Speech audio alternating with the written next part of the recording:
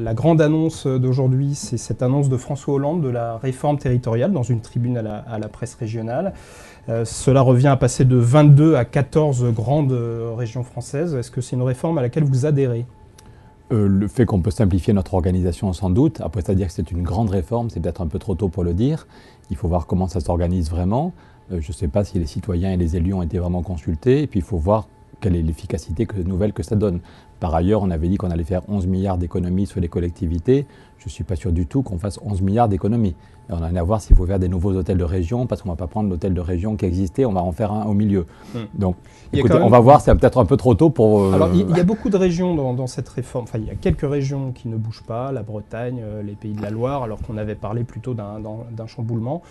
C'est une déception pour vous ou Écoutez, ce qui est étonnant, c'est qu'on le fasse décider par une seule personne, que même les ministres apprennent en lisant la presse ce matin. Ça montre l'importance de la presse régionale, mais sinon, ça donne l'impression quand même qu'on est dans un système vraiment monarchique, où pendant 2 ans, on n'a rien fait sur ce sujet. Pendant 2 ans, on n'a rien fait, alors que c'est un vrai sujet. Comment est-ce qu'on améliore le fonctionnement des services publics et des politiques et des territoires? C'est un vrai sujet.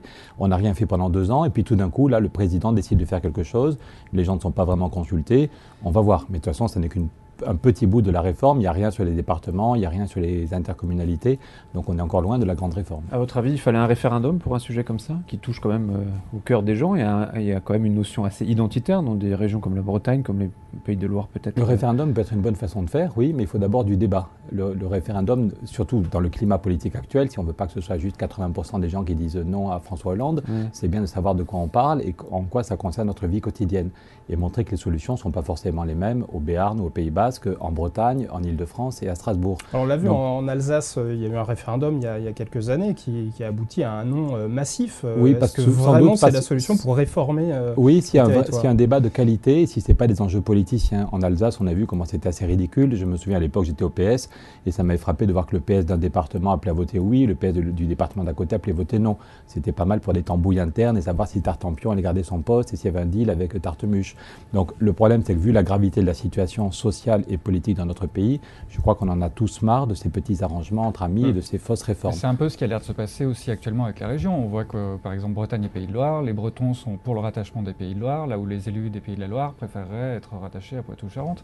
Donc il y a forcément cette tambouille politique, quand bien même les gens sont du même parti. Oui, je ne suis pas naïf, c'est jamais très facile, mais je pense que si on a un vrai débat un peu serein et si on met les citoyens dans la boucle, on peut débloquer des situations.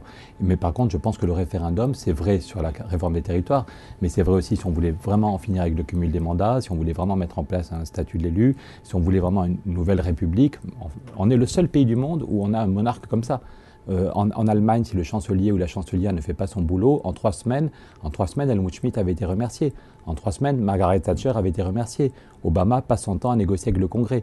On est le seul pays du monde, le seul pays où les ministres, les députés, les citoyens apprennent en écoutant la radio quelles sont les décisions. Là, c'est une réforme moyennement fondamentale, mais il y a d'autres réformes sur la question des retraites, sur la question de l'emploi, sur la question de l'Europe. On n'a rien fait sur l'Europe depuis 2 ans. Je raconte dans ce livre comment même Jean-Marc Ayrault, il y a un an, Jean-Marc Ayrault, non mais il y a un an, Jean-Marc Ayrault me disait qu'il n'en pouvait plus de l'inertie de François Hollande sur l'Europe. Donc il y a un vrai problème de démocratie. On a élu quelqu'un pour 5 ans parce qu'on en avait marre du précédent. Est-ce qu'on lui laisse toutes les manettes ou est-ce qu'on met en place vraiment un système démocratique en France? Et là, pardon, je finis, là le référendum pourrait être utile.